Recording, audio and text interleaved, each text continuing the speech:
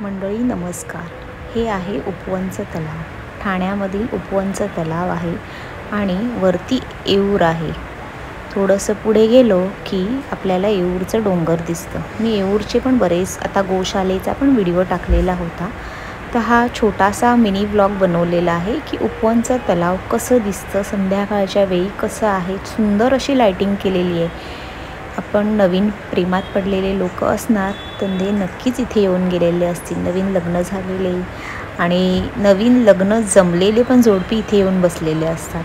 खूप सुंदर असं हे तलाव बनवलेलं आहे. अजूनही तिथे काम चालू आहे. पण तुम्ही ठाण्याला आलात तर नक्की या उपवनच्या तलावावर येऊन जा. आम्ही पण परत येणार आहोत मैत्रिणींना घेऊन. तेव्हा मी खूप मोठा व्हिडिओ बनवणार आहे. कारण म्हणजे माझ्या मैत्रिणींची आता मुलांच्या परीक्षा चालू असल्यामुळे की मला इथे यायला जमत नाही आहे. पण आम्ही नक्की इथे येणार आहोत आणि खूप सुंदर असा व्लॉग बनवणार आहे. बघा किती रंगीबिरंगी लायटिंगने हे तळं मस्तपैकी सुशोभित केलेलं आहे. इथे खूप उपवन फेस्टिवल असतात. खूप सुंदर असे कार्यक्रम आयोजित केलेले असतात.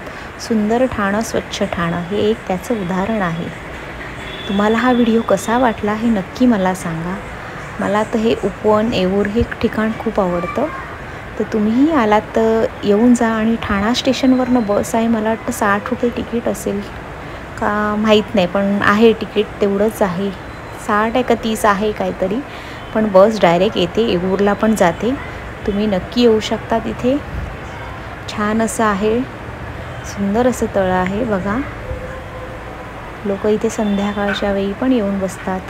लहान मुलांना खेळायला गेम आहे. धन्यवाद हा व्हिडिओ पाहिल्याबद्दल.